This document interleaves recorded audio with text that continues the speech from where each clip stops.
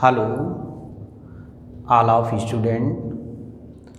आज आपको solid state chemistry में जो डेंसिटी ऑफ क्रिस्टल है उसके विषय में बताने जा रहे हैं।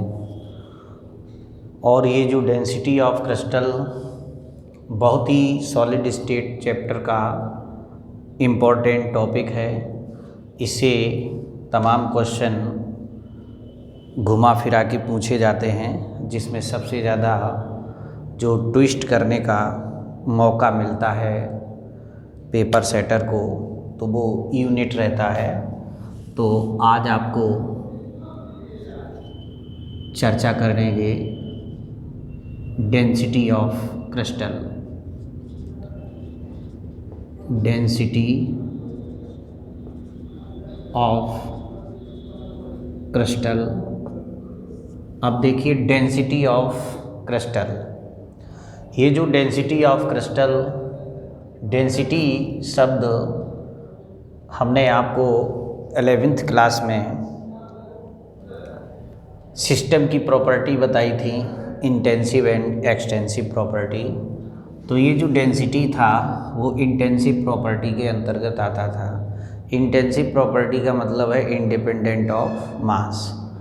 तो यहाँ से हम ये दिमाग लगा लेते हैं कि अगर हमें क्रिस्टल की डेंसिटी चाहिए तो जो क्रिस्टल जिस चीज़ के रिपीटेशन से प्राप्त होता है उसका डेंसिटी निकाल लेते हैं। यानी अगर हम डेंसिटी ऑफ यूनिट सेल को निकालते हैं, डेंसिटी ऑफ यूनिट सेल, तो जो यूनिट सेल का डेंसिटी होगा वही पूरे क्रिस्टल का डेंसिटी हो जाएगा। तो देखिए डेंसिटी ऑफ यूनिट सेल को कैलकुलेट करना है।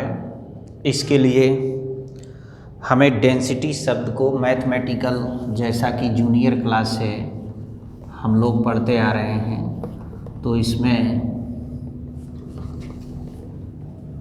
पहले ये डेंसिटी ऑफ क्रिस्टल। अब डेंसिटी क्या है इसको जान लेते हैं। मास अपॉन वॉल्यूम, ये तो पढ़ा ही है। डेंसिटी मास अपॉन वॉल्यूम है। अब ये काहे का मास है? मास ऑफ यूनिट सेल और वॉल्यूम ऑफ यूनिट सेल हो जाएगा। इतनी बात क्लियर, इसमें कोई टेंशन नहीं। Mass of unit cell and mass of volume of unit cell हो गया। अब देखिए अगर ये आपका यूनिट सेल है, इस यूनिट सेल का एक एज ए है, और ये हम किस प्रकार के यूनिट सेल की पढ़ाई पढ़ रहे हैं? क्यूबिक यूनिट सेल की पढ़ाई। तो इसका वॉल्यूम की जब बात आएगी तो वॉल्यूम इसका कितना हो जाएगा? ए क्यू हो जाएगा। वॉल्यूम इसका ए क्यू हो जाएगा। तो इस तरीके से ये वॉल्यूम ऑफ यूनिट सेल हो गए। अब इसमें इसका कोई टेक्निकल काम नहीं है, लेकिन सबसे बड़ा जो टेक्निकल काम है वो मास ऑफ यूनिट सेल है। अब देखिए इसको पहले मास ऑफ यूनिट सेल क्या हो जाएगा? Number of atoms per unit cell multiplied by mass of one atom, ये हो जाएगा। अब यहाँ पर हमें समझने योग्य बात कौन सी प्राप्त हो जाती है? Number of atoms per unit cell. ये हमारा जब आप तीसरा वीडियो देखेंगे तो हमने आपको number of atoms per unit cell किस तरीके से आते हैं कैलकुलेट करना या उनको व्यवहारिक रूप में बताया था। ये यूनिट सेल है। इस यूनिट सेल में हमने मुख्य रूप से 3 प्रकार के यूनिट सेल बताए थे। Number 1 primitive simple cubic system था, body centred cubic, face centred cubic system unit cell. Primitive के लिए बताया था कि जब particle present only at the corner of the unit cell और एक कॉर्नर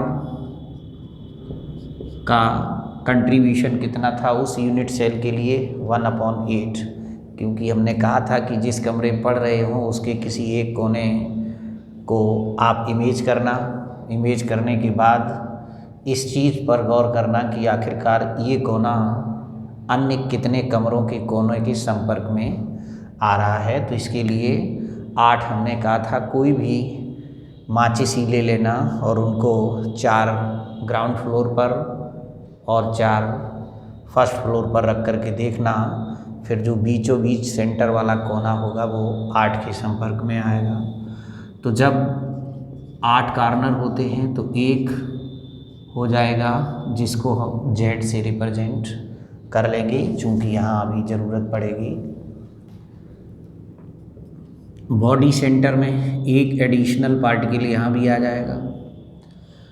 8 कोने मिलाकर एक ये जो इस बॉडी यूनिट सेल या इस कमरे की हवा में बीचों बीच में सेंटर पर एक पार्टिकल होगा, वो किसी दूसरे यूनिट सेल के कांटेक्ट में नहीं आएगा। तो एक ये और 8 कोनों से मिलकर के 2 बताया था। ये जनरल बता रहे हैं। अगर आप हमारा सॉलिड स्टेट डाल के और video number most probably 3rd होगा उसको देखेंगे तो ये आपको सब बढ़िया ढंग से बताया गया है। और इसमें सभी फेस के सेंटर पर भी जब रखे होंगे तो कॉर्नर का एक हो जाएगा। फेस माने इस कमरे की किसी एक दीवार पर एटम स्फीयर रखा है, आधा उस यूनिट में जाएगा, आधा इस यूनिट में आएगा और इस तरीके से इसका 1/2 कंट्रीब्यूशन 6 फेजेज होते हैं, 3 हो जाएंगे। इस तरीके से टोटल 4 आएंगे Z की वैल्यू या number of atoms per unit cell. इतनी बात जानने के बाद अब आपको हम डेंसिटी ऑफ यूनिट सेल को कैलकुलेट करने के लिए लगभग लास्ट पोजीशन पर पहुंच गए हैं। कोई भी अब टेक्निकल बात नहीं रह जाएगी। इस चीज़ को जब आपने पता कर लिया उसके बाद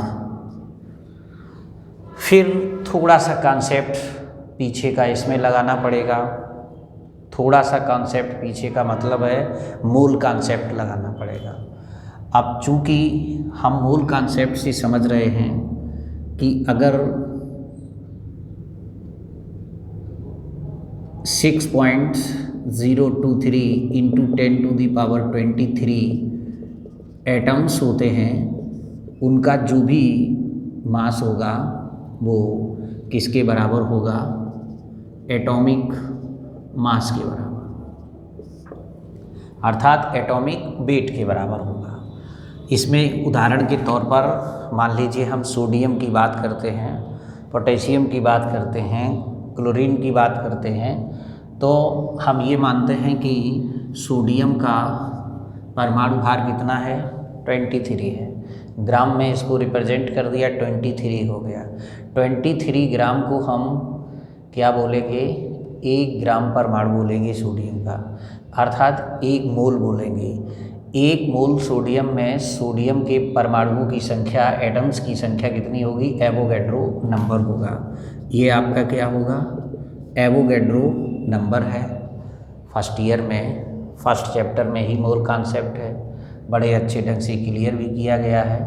तो इतने एटम्स का जब वेट 23 और ये 23 क्या है? एम है, एम एटॉमिक मास है, हमने सपोज कर लिया है, कंसीडर कर लिया है एम है। तो हमको कितना चाहिए है, मास ऑफ वन एटम। तो अब वन एटम कितना हो जाएगा, इसका जो एटॉमिक मास होगा एवोगैड्रो नंबर से डिवाइड कर देंगे। जब डिवाइड कर देंगे तो हमको मास ऑफ वन एटम प्राप्त हो जाएगा। अब देखिए ये भी हमको प्राप्त हो गया, number of atom per unit ये भी प्राप्त हो गया, ओवरऑल हमें मास ऑफ यूनिट सेल प्राप्त हो गया। और एज लेंथ ए है उस क्यूबिक सिस्टम का, तो इसका मतलब जेड एम और यहाँ पर N A into volume of unit cell कितना था, ए क्यू। ये हमारी डेंसिटी है, ये डेंसिटी किसकी, क्रिस्टल की, यूनिट सेल की। चूँकि जो यूनिट सेल का डेंसिटी होगा वही पूरे क्रिस्टल का डेंसिटी हो जाएगा। तो बात समझ में आ गई होगी, कहीं कोई बात इस तरीके से नहीं रखी एक्सप्लेन करने में जो आपको समझ में ना आवे। तो कंफर्म हो गया, जब मास ऑफ यूनिट सेल केवल आपको यहाँ पर विशेष तौर पर कैलकुलेट करना है, और इतना करने के बाद इसके जो भी क्वेश्चन आएंगे, न्यूमेरिकल पार्ट होगा, उसको भी आप करने लगेंगे। थोड़ा सा डिफरेंट टाइप के क्वेश्चंस को करना पड़ेगा, डिफरेंट टाइप की एग्ज़ाम्स, नीट है, IITG है, इसके क्वेश्चन देखने पड़ेंगे। वैसे ही आपको डेंसिटी ऑफ क्रिस्टल से संबंधित कोई भी प्रॉब्लम अधूरी नहीं रह जाएगी, सब कुछ आप करने लगेंगे। अब देखिए इसको सिस्टमेटिक ढंग से पूरा समरी हो ही गया है। तो हम नोट्स अगर बना रहे हैं, CBSE बोर्ड के बच्चे भी हैं, UP बोर्ड के हैं, तो इसमें लेट अस कंसीडर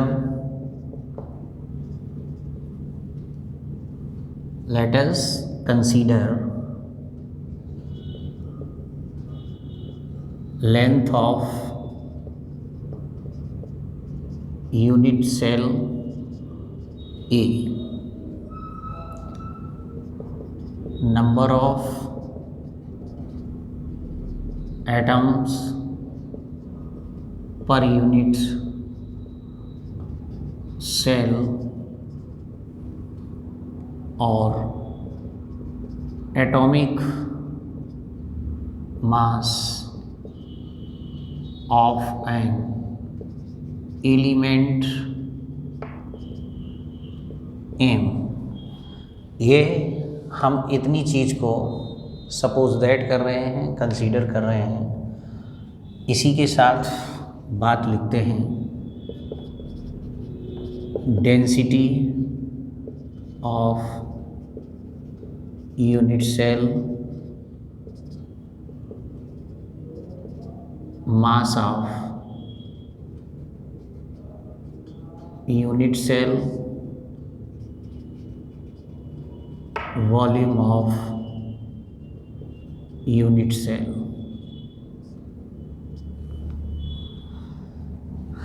चूँकि मास ऑफ यूनिट सेल बराबर number of atoms per unit cell multiplied by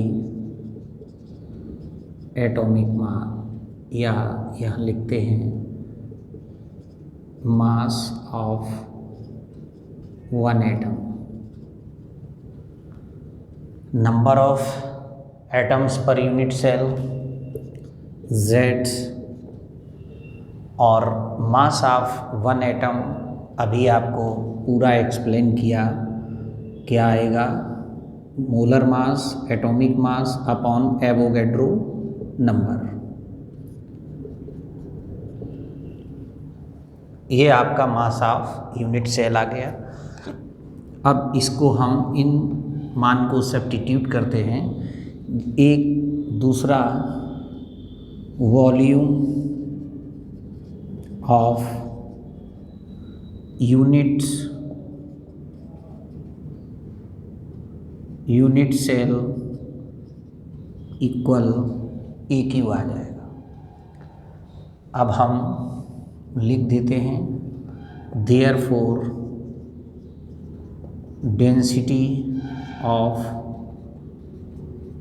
unit cell equal Z into M upon NA into AQ।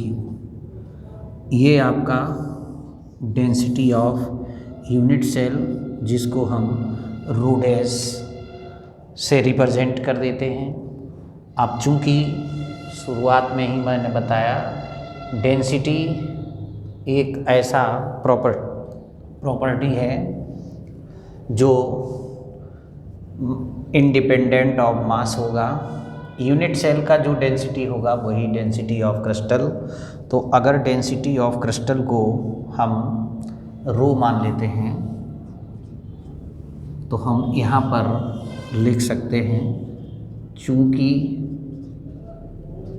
Density of unit cell equal density of crystal. तो चूँकि density therefore rho equal rho dash. Rho dash क्या है unit cell का? ये आपका Z M NA into AQ, ये आपका आ गया डेंसिटी ऑफ क्रिस्टल। अब देखिए इससे संबंधित जो भी क्वेश्चन आएगा उसमें केवल आपको इस A यानी यूनिट ऑफ A इसका केवल खेल रहेगा। अब यूनिट इसका होगा, मास होगा, किलोग्राम में भी हो सकता है, ग्राम में, ये सेंटीमीटर में, पिकोमीटर में, इसको कन्वर्ट करना होगा। किस प्रकार से आपको डेंसिटी पूछा गया है, कभी कभार यूनिट में डिफ़र करके भी क्वेश्चन आता है, ऑप्शन में लिखा होता है। तो आपने सब कुछ ठीक किया है, लेकिन उस क्वेश्चन की डेंसिटी को चेंज कर दिया है, ग्राम पर सेंटीमीटर क्यूब में है, और आंसर ऊपर क्वेश्चन में हमें रिक्वायर किया गया है, हमसे आशा की गई है कि इसका जो आंसर है वो किलोग्राम पर मीटर क्यूब में आए या DM क्यूब। इस तरीके से इस चीज़ को यूनिट से रिलेटेड क्वेश्चन को घुमाया जा सकता है। विशेष तौर पर शेष जो भी आपको दिमाग लगाना है वो Z पर लगाना है, चूँकि किस टाइप से क्रिस्टलीकरण हुआ है, उस क्रिस्टलाइन सॉलिड का फेस सेंटर्ड के रूप में, बॉडी सेंटर्ड के रूप में, या सिंपल क्यूबिक के रूप में। फिर उसमें बहुत कुछ कभी कभार जी एडवांस जैसे में क्वेश्चन आ जाते हैं कि फेस सेंटर्ड में तो हुआ है, लेकिन उसके अपोजिट फेस से 2 आयन, 2 पार्टिकल या 2 एटम गायब हैं। तो हमें नंबर ऑफ Z को कैलकुलेट करने में सावधानी रखनी पड़ती है, क्योंकि जब 2 फेस से गायब हो गया, इसका अर्थ है कि यहाँ पर 6 फेसेस होते हैं और कितने फेज रह गए हैं 4, एक का योगदान हाफ है, तो यहाँ पर कितने आएंगे 2, और एक कॉर्नर का होगा, तो कुल मिलाकर के यहाँ पर Z की वैल्यू कितनी आ जाएगी 2 आएगी। ऐसे ही Z के मान को कैलकुलेट करने में थोड़ा सा टेक्निकली घुमाया जा सकता है क्वेश्चन को। शेष क्वेश्चन में ऐसी कोई इसमें ट्विस्टिंग नहीं रहेगी और आप डेफिनेटली कर ले जाएंगे अगर केवल आपने डेंसिटी शब्द के मर्म को समझ लिया है। डेंसिटी है क्या, तो मैथमेटिकल ये जूनियर क्लासेस से पढ़ते चले आ रहे हैं कि मास अपॉन वॉल्यूम। तो आज का वीडियो यहाँ पर समाप्त करते हैं। नेक्स्ट वीडियो में डेंसिटी से रिलेटेड जितनी भी प्रॉब्लम्स हैं तो कम से कम ज़्यादा से ज़्यादा आपको प्रॉब्लम्स पर वीडियो रखेंगे, जिससे इसका आपको प्रैक्टिकली एप्लीकेशन भी पता लग जाएगा। कुछ बातें ऐसी रहती हैं जो सीधे सीधे थ्योरेटिकल इस चीज़ से नहीं आएंगी, लेकिन जब न्यूमेरिकल करेंगे तो विभिन्न प्रकार की समस्याएं उसमें दी रहती हैं। उनसे ये क्लियर होगा कि आखिर डेंसिटी क्रिस्टल की होती क्या है, किस तरीके से कैलकुलेट करते हैं। तो आज के लिए इतना ही रखते हैं। Thanks all of you.